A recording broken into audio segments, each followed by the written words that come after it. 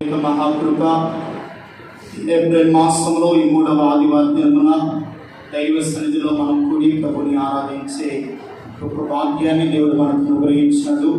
ప్రభు ఎంతైనా నమ్మదగిన దేవుడు. మనలను ఆయన ఇంతవరకు జ్ఞాపకం చేసుకుని మనలను సజీవ లెక్కలో ప్రభు ఉంచాడు. దేవుని స్తోత్రం కలుగును గాక.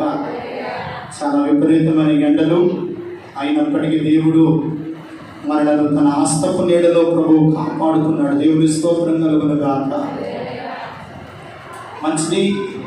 ఈ సమయమందు దేవుని యొక్క వాక్యాన్ని మనం వినబోతున్నాం. బహుక్లుప్తంగా దేవుని యొక్క వాక్యాన్ని విన్నాం. మరి 1 గంట కల్లా ఈ ఆరాధన ముగించుకుని ఆశీర్వాదకరంగా మన గృహాలకు వెళ్దాం. ఈ దినము ప్రభు బల్లారాధన కూడా మన మధ్యలో ఉంది కనుక కొద్ది మాటలు దేవుని సన్నిధిలో బహుక్లుప్తంగా మనం ధ్యానం చేసుకుని ఆశీర్వాదకరంగా మన గృహాలకు వెళ్తాం. దేవునికి మహిమ కలుగును గాక. ఎవరైనా సాక్ష్యాన్ని పంచుకున్న వారు ఉన్నారా? సహోదరి మీరక్క గారు ఉన్నారు. క్లుప్తంగా 2 మాటల్లో సాక్ష్యాన్ని పంచుకొని ఎవరు చెప్పినా సహోదరి సాక్షి చెప్పులుగా సాక్ష్యాన్ని వినిపుకున్నామని కనపడతాం. దేవుని స్తోత్రాలు. మీ అందరికీ వందనాలు. నేను చెప్పే సాక్ష్యం ఏంటంటే, మేము ప్రతిదీ ఏది చేయాలన్న దృష్టిలో మమ్మల్ని డెలివరీ చేస్తూ ఉంటాడు అనమాట. పోయిన సంవత్సరం నవంబర్లో మా బాబుకు వచ్చిన పరిస్థితి మీకు తెలుసు. మా అమ్మాయి కోసం మీరు అందరూ ప్రార్థన చేశారు. మీ అందరికీ మరొకసారి దేవుడి పేరిట వందనాలు చెల్లిస్తున్నాను. మరి అంకుల్ నాకు క్యాలెండర్ ఇచ్చినమ్మంటే మా అమ్మాయి ఏం చేసిందంటే, క్యాలెండర్ చూసుకొని నా బర్త్డే ఈసారి సండే వచ్చిందమ్మా, నేను సండే జరుపుకోవాలి, మందిరంలో ఉంది. మందిరం కట్టేటప్పుడు మా అమ్మాయికి 3వ జన్మదినం ఈ మందిరంలో చేస్తాము. ఇంకా అక్కడ నుంచి చేయాల అంకుల్ చేత మాస్టర్ గారి చేత ప్రార్థన చేయించుకొని ఏదో చాక్లెట్ పంచుకుంటూ ఉంటుంది.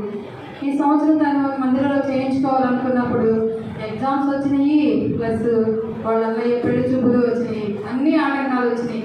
ఇంకా నేను వారం నుంచి ప్రార్థన చేస్తున్నా, ప్రభువా నీ చిత్తమైతే మరి ఈ వారము ఆ పెళ్లి చూపులు కూడా ఆగిపోవాలి, మేము మందిరానికి వెళ్ళాలి అని చెప్పేసి అని ప్రార్థన చేస్తూ ఉన్నా. మరి 30వ రోజు కూడా మా అబ్బాయికి ముందు రోజు జ్వరం వచ్చింది.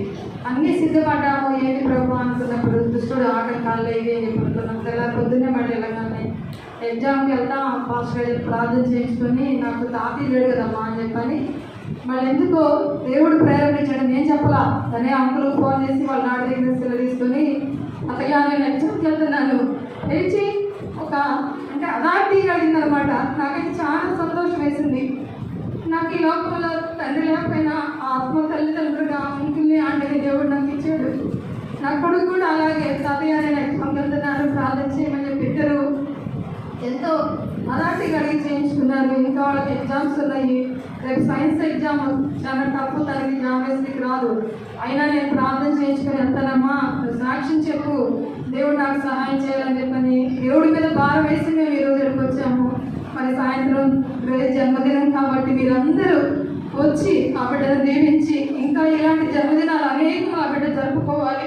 ఇంకా ఏ అనారోగ్యానికి ఆ బిడ్డ గురి కాకుండా మీరు అందరూ ప్రార్థన చేయండి. ఈ చిన్న సాక్ష్యం దేవుడు దీవించిన గాక. దేవునికి మహిమ కలుగును గాక. హల్లెలూయా. దేవుడు ఎంతైనా నమ్మదగిన దేవుడు.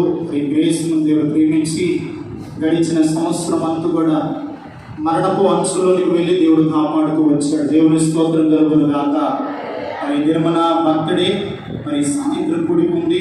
మరి ఈ రీతిగా దేవుని మందిరంలో జరుపుకోవాలని ఎన్నో ఆటంకాలు ఎదురైన ఆటంకాలన్నీ ప్రభు తొలగించి ఆయన సన్నిధిలో సజీవులుగా సాక్షులుగా నిలబెట్టి దేవుడు చేస్తున్న కార్యాల కొరకై స్తోత్రం చెల్లిద్దాం.